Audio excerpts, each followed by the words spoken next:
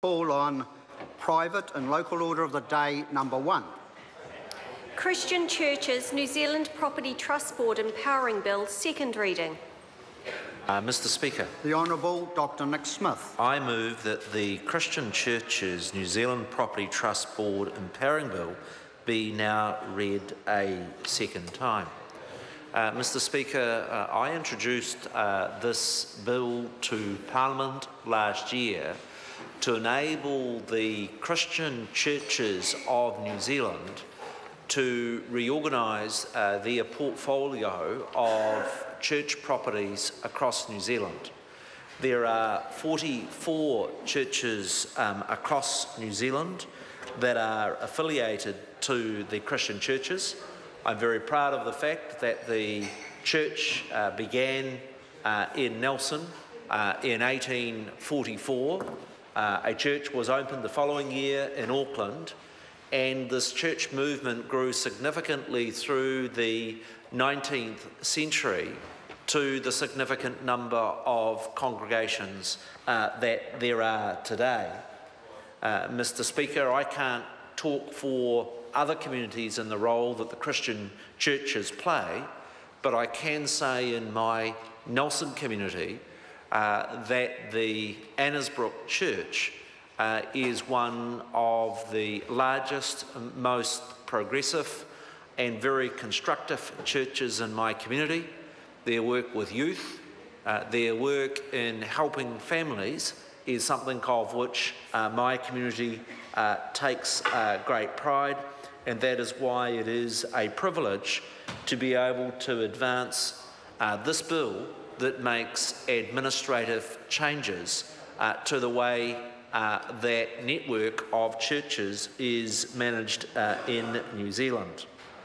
The bill sets out changes to their Act dating back to 1929, and at the core of the changes proposed in this legislation is to enable the new trust that those 44 churches have agreed to establish to be able to have a more modern governance structure and to be able to manage their church properties in a more flexible way. Mr. Speaker, I want to thank the Select Committee chaired by Ruth Dyson for their work on the bill, for those 2 submissions that were made to the Select Committee, and the relatively minor refinements that were made in a pretty bipartisan way to this legislation. Mr. Speaker, the Select Committee did explore whether legislation could be dispensed with altogether long term in transferring the 44 parish properties over to a new trust, and whether it would work for Parliament for it to simply operate it under our existing trust legislation. While I have some sympathy to reducing the number of statutes on our books, the Committee on Advice came to the view that because of the unique history of the Christian churches of New Zealand, that was not a practical option, and that in fact this new law would need to stay on our books to ensure that those churches have got the security of their property and to be able to manage it into the future without any legal uncertainty.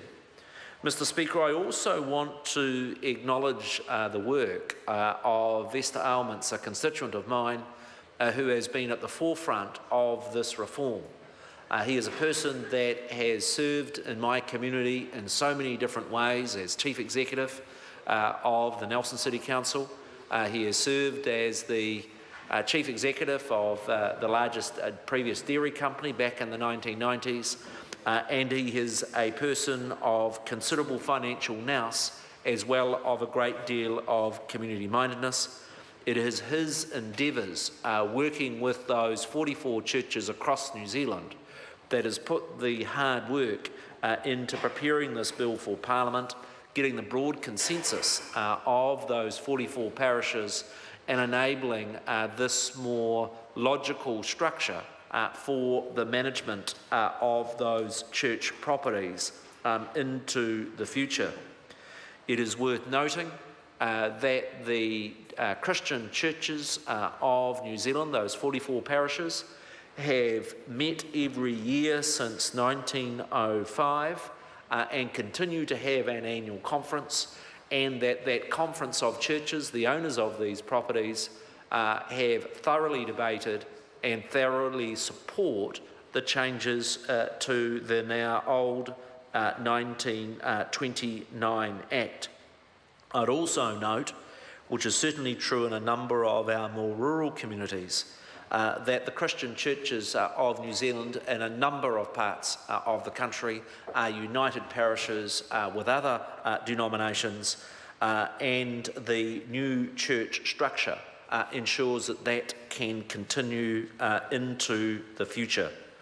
It's also worth commenting on what brought about the growth of the Christian churches way back in the 19th century in the UK, where there was concern that the traditional churches, and I confess to being of C of E origin, but the concern for the original Christian churches movement was that our traditional churches had become too rigid, too authoritarian, and that the Christian churches movement that is spread around 185 countries in the world is very much based on a philosophy of all persons being able to participate in church governance, in churches being largely independent and being part of not a top-down church structure, but rather one that is very much driven by its grassroots parishes.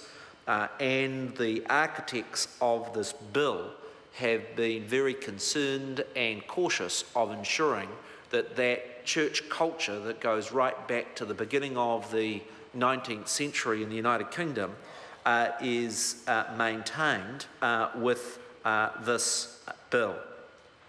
The last comments I would wish to make about this legislation is to thank the Select Committee members for the diligent way in which they both listened to the submissions and the changes that they have sensibly made to the bill. When we come to the committee stages of the Parliament's deliberations and the clause-by-clause analysis, we'll note the minor changes that's made around the process of the dissolution of the old Property Management Board and enabling the transfer of these properties that are worth some millions of dollars over to the new trust structure, and as I've indicated, am strongly supportive of those relatively minor changes that the Select Committee has made. I would note, Mr. Speaker, that probably the most significant change in this bill from the 1929 Act is that it put quite a narrow constraint on the Property Trust Board to only be able to spend the funds and the revenues of those properties back on property, and the view that the 44 parishes have today is that the Trust Board should have a wider mandate and that they should be able to spend those property funds as those united 44 churches would want to. And I think that is a flexibility that this Parliament should confer on that Trust Board. Any of us that are involved in churches would know they're not just about bricks and mortar, they are about people, and that if the parishes of the Christian churches of New Zealand wish to spend their funds on things other than property, that is very much their asset, their financial base and their choice. Again, I acknowledge Ruth Dyson, the constructive dialogue I've had with her in refining this bill as it comes back to the House. I commend the bill to the House. It's about supporting this network of churches and their parishioners in being able to have a more modern structure so that as this church extends beyond its 165 odd years in New Zealand, they can have a more flexible structure for governing the properties that they own across New Zealand. Thank you, Mr. Speaker. The question is that the motion be agreed to. Adrian Mr. Arafi, Speaker. Tanakwe. Tēnā koe